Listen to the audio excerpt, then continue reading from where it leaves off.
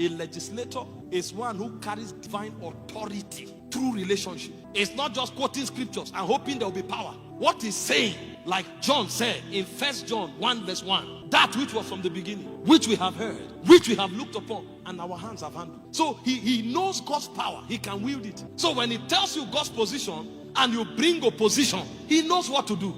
Elijah showed up and told the king, do you know what it means? When there are over 891 prophets, you are the only one on the other side. 450 prophets of Baal, 400 prophets of the groove.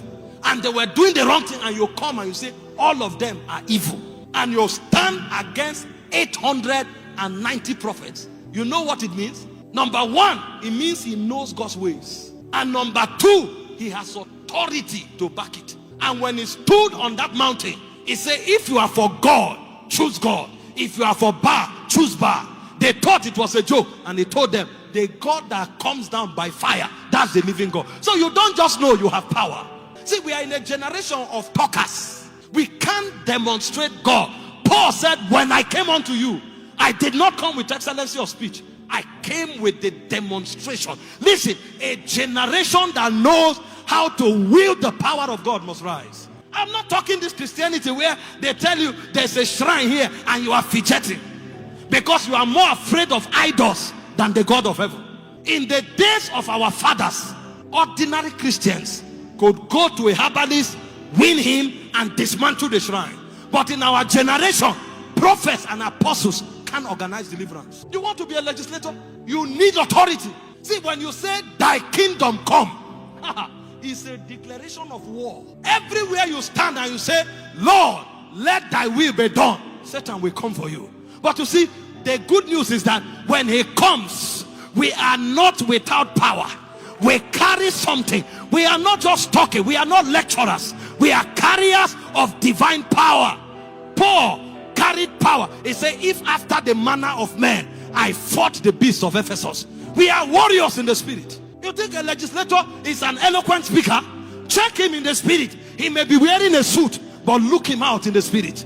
That's when you will see weapons of war. You will see the helmet of salvation, the breastplate of righteousness, the belt of truth, the boot of the readiness of the gospel, the sword of the spirit, the shield of faith. The guys armed. Oh, we came armed, sir. We came armed. Why do you think Jesus told his disciples, don't run out? This is not another lecture. He said, tarry until you are endued with power from on high. Tarry. I know you understand my ways, but you need power, because beasts will come. But Paul told us not to be afraid. The Bible said, having spoiled principalities and powers, he made a public show of them, triumphing over them by the cross. And when he won, he came to us. He said, all power in heaven and on earth has been given to me. You go in that power. I came in the power of the Spirit. See, as a legislator, you need to know what to do for the anointing to move. You need to know what to do for the Rhema word to come. You need to know what to do for the atmosphere to change. See, because there are many gateways to power. There is a power that is atmospheric. There is a power that is based on anointing. There's a power that is based on Rhema. There's a power that is based on consecration. A legislator is guarded.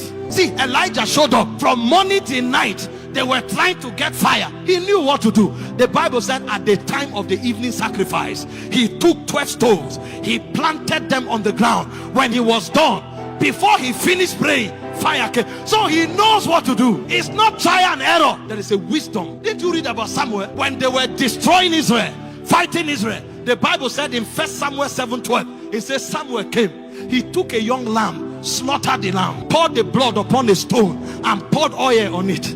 The moment he did it, the Bible said he thundered from heaven, and he said the hand of God was perpetually against the Philistines. The men knew what to do to wield power. Those are legislators. If you are in the market and there is a need to prove your God, what will you do? It's not just talking about God in the market.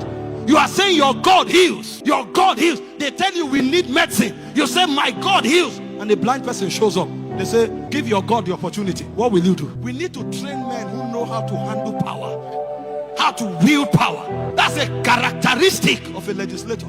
I was going to preach in Zambia last year, and somebody said, oh, Zambians, these people claim they can heal the sick. He said, bring the sick there. Let's see if they will heal it. I laughed.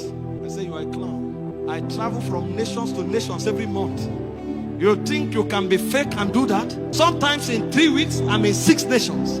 I left London, flew to Zambia, flew to Australia, flew to South Africa, flew back to London, and all of this meeting, God is healing the sick. You think it's talk, we came to talk? When I went for that meeting, I was vexed. From the first night, somebody dropped crutches. You want to see power? Come, you will see it. See, the reason we are not doing some things is because when we saw Jesus, he didn't do it. Jesus didn't prove a point to his critics. Otherwise, people like us, what you say can't happen. That's what we'll be doing. But if you do it, it will be flesh. If not me, oh my God. We just follow Jesus. It's the pattern. He didn't have to prove a point. But I'm telling you, if you will be a legislator, you must know how to wield power. And that's why we came. We are tired of watching superstars perform. An army must rise where everyone can wield the power of God. And I prophesy over you, the grace, the wisdom, the revelation required to step into power, it rests upon you now.